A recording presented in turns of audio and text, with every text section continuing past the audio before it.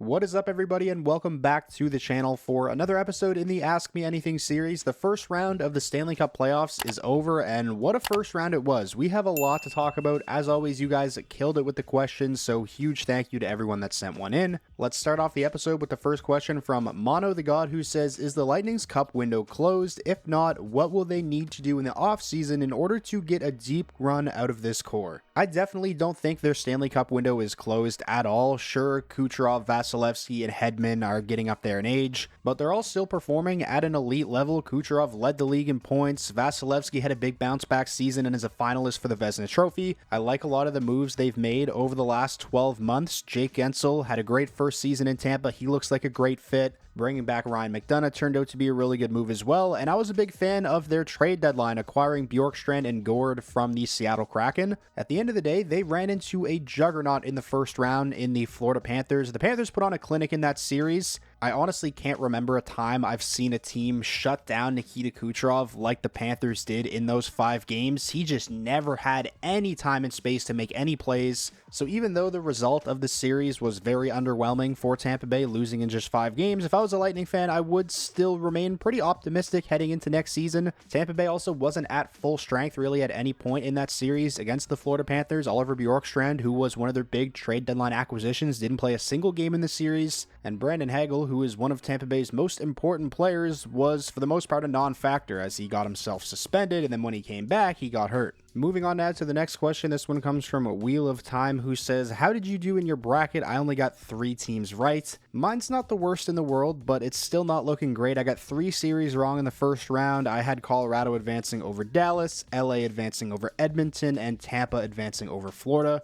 What really makes the bracket look bad, though, is I not only had Tampa advancing over Florida, I actually had Tampa going all the way to the Stanley Cup Finals. So Tampa Bay really busted my bracket. Thankfully, Winnipeg made that miraculous comeback in the final few minutes of Game 7, because if they lost in that series against St. Louis, my bracket would have been completely toast, as I not only had Winnipeg advancing over St. Louis, they're my Stanley Cup pick. Speaking of the Winnipeg Jets, this next question comes from Brooksy, who says, what were your thoughts on the Jets-Blues series? Also, with Hellebuck being pretty shaky for them, do you think they will go far this year's playoffs? And also really appreciate the kind words. My thoughts on the series are that it was insane. The home team won every single game. Connor Hellebuck wasn't great for Winnipeg all series, really until the third period and overtime of Game 7, but especially in St. Louis, he looked like a completely different goaltender. It honestly had me speechless at times, seeing somebody who is so dominant and basically unbeatable during the regular season play like that. And to answer the second part of your question, how far do I think they will go in this year's playoffs? There are still a lot of people calling them frauds, even though they won the series, because they won the President's Trophy, and it took them till overtime of Game 7 to beat the St. Louis Blues. But I said heading into this series, it didn't feel like your typical President's Trophy winner against wildcard team series. From the Four Nations face-off on, the St. Louis Blues were one of, if not the best teams in the entire NHL. And a lot of times, teams that are red hot heading into the playoffs can be a big problem and put up a really tough fight. And we saw that with the St. Louis Blues. They were a really tough out for the Winnipeg Jets. With the way Hellebuck performed and how it took Winnipeg until Game 7 to knock out St. Louis, I can see why some people don't have much confidence in the Winnipeg Jets heading into the second round against the Dallas Stars. But honestly, the way I look at it is the Winnipeg Jets got pretty brutal goaltending from Connor Hellebuck all series. They were really never at full strength. They started the series without Velarde and Ehlers, and they finished the series in Game 7 without Scheifele and Josh Morrissey, and yet they were still able to advance. I think that speaks to how deep and how good of a team the Jets really have, and you have to imagine Connor Hellebuck is only going to get better from here on out, right? Like, there's just no way he's going to be as bad in the second round against Dallas as he was in the first round against the St. Louis Blues. Maybe I shouldn't feel that way about Hellebuck given his track record in the playoffs over the last 3-4 series that he's been in, but I really believe in terms of his performance, it's only up from here, and hopefully he can build off of that really good third period and overtime periods that he had to close out the series against the Blues. The next question we have comes from All Hail Kale, who says, if you were the Kings, who are 2 players you would trade to try and switch things up? The Kings are definitely in a pretty difficult position. I said coming into the playoffs, if they lose to the Oilers in the first round again, it's probably time to shake up the core, and obviously that is what ended up happening. They have now lost to the Edmonton Edmonton Oilers in the first round for the 4th consecutive year, and this year was especially brutal. They won the first 2 games and then proceeded to lose 4 straight. They decided to move on from Rob Blake as the general manager. They have not yet named a replacement. I don't envy whoever ends up getting that job because, again, I think the Kings are in a pretty tough spot. During the regular season, when Drew Doughty returned from injury and Brandt Clarke was scratched a couple of times, there was a lot of talk about him being a potential trade candidate. But honestly, I feel like guys like Brandt Clarke and Quinton Byfield are who the LA Kings should build around. I could see them maybe looking to move on from a guy like Trevor Moore, who still has 3 more years left at a cap of $4.2 million, which is a decent contract. He's a useful player, but his numbers did come back down to earth quite a bit this season after scoring 30 goals in 2023-24. It kind of goes without saying, but I do really think this team could use a superstar, either a forward or a defenseman. If you're going to go and trade for a superstar level player, I don't know how you do that without including one of Byfield or Clark. And again, I think those are 2 guys the Kings should probably look to build around. So maybe they look to make a big splash in free agency. If Mitch Marner does make it to the open market on July 1st, I think that's a player the Kings should definitely make a huge play for. Moving on now to the next question. This one comes from Hugh Barkhurst, who says, what are your thoughts on Bennett's hit on Stolarz? This seems to be a recurring theme of him accidentally injuring opponents in playoff games. I'm not surprised whatsoever that Bennett is not getting suspended. Remember in the first round, Aaron Ekblad threw a pretty nasty forearm right to Brandon Hagel's head, and he didn't get suspended. And if that wasn't a suspension, I assumed they weren't going to give Sam Bennett one here.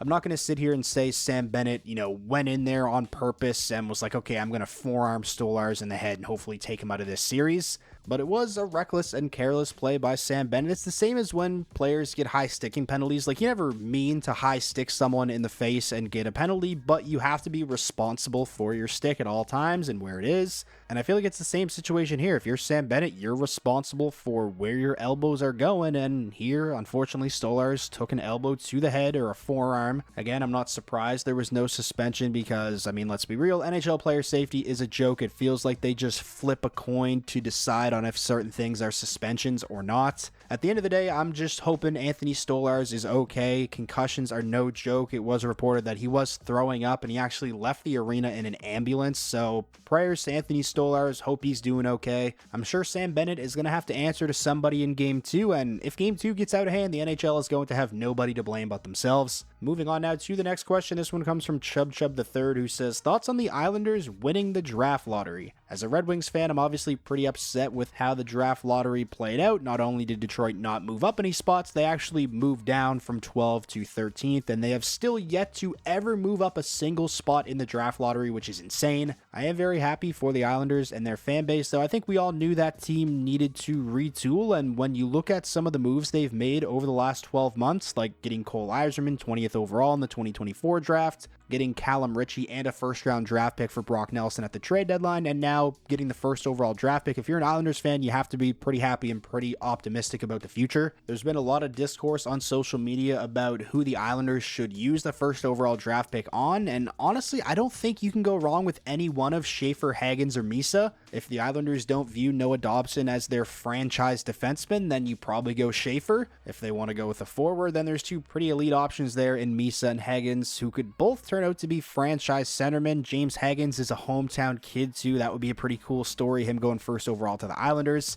This next question comes from our dog, who says, thoughts on the Isaac Howard situation? Where do you think he lands? Would you want the Red Wings to trade for him? So for those of you who don't know, Tampa Bay Lightning GM Julian Breezebois said it is unlikely he signs top prospect Isaac Howard, and he will either be traded or reach free agency, and Tampa Bay will take the compensation pick. Not really a big surprise. I feel like the writing was kind of on the wall when Isaac Howard didn't sign with Tampa Bay after his season at Michigan State ended. Obviously a super unfortunate situation for the Lightning. Isaac Howard is their top prospect, and they're likely not going to get amazing value in return for him if they trade him, because Isaac Howard really has all the power here. If Tampa Bay gets a great offer for him, Isaac Howard could say, well, I'm not going to sign with that team either. So he can basically choose where he wants to go. And again, if it's not a trade, then he will eventually just reach free agency, where then he can literally sign anywhere. As far as would I want the Red Wings to trade for him? Absolutely. I think it's something that they should pursue. There's a connection there, obviously playing for Michigan State. He's from from Wisconsin, which isn't far from Michigan. Some of his teammates on Michigan State are Red Wings prospects like Red Savage and Trey Augustine. And at 21 years old, Isaac Howard would fit right in with the Red Wings' young core in that same age group as guys like Raymond, Sider, Casper, Edvinson, Danielson. And again, considering the fact that Tampa doesn't really have any leverage in this situation, the cost of acquisition is probably not going to be that crazy. If I were to make a list of players that I would like the Red Wings to target in a trade in the offseason, Isaac Howard would probably be near the top of that list. I think it makes a lot of sense for Detroit.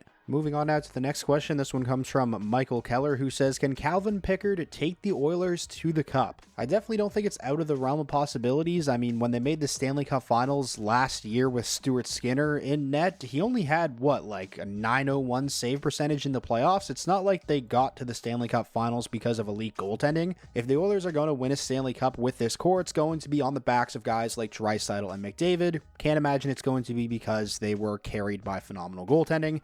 It's not like Calvin Pickard has to be a world beater for the Edmonton Oilers to make it out of the Western Conference again. If he can even just give them between .905 to .910 save percentage level goaltending, then I think they're a legit threat this year for sure. Next up, we have a question from Matty J, who says, what is your preferred path with the draft? Use pick 13, trade back, trade up, or trade for a player, no first round in return, assuming the board stays the same using consensus draft rankings and no major sliders. Honestly, I'm open to anything and everything. If the right player's available for trade who can come in and really help the Red Wings take that next step, then I think trading the 13th overall pick should be on the table. The Red Wings still have a really good prospect pool. The one thing their prospect pool is kind of lacking is someone who could be a true superstar. We have high hopes for guys like Sandy Pellikka and Buchelnikov, but I'm talking a real game breaker. And the odds of you getting that kind of player at 13th overall are very slim. And now finally, finishing up the episode with a question from N3 Cryptic, who says, round 2 predictions, go Jets. Starting off with the Stars versus the Jets, I feel like I have to go with Winnipeg here. I mean, they're my Stanley Cup pick in my bracket, so I feel like I got to stick with them, so I'll take the Jets over Dallas. And the second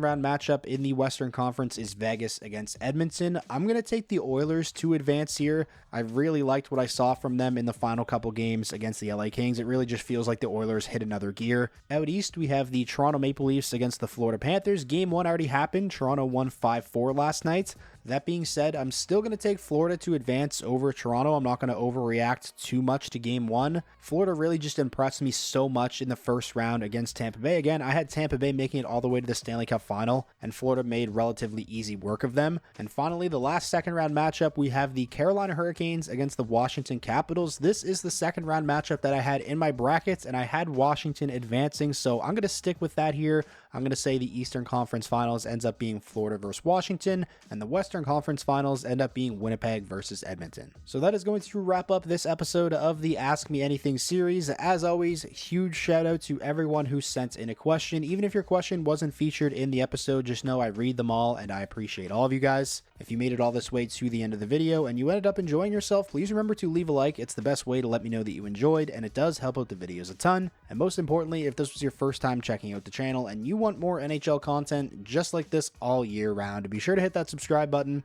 and I will talk to you all again soon.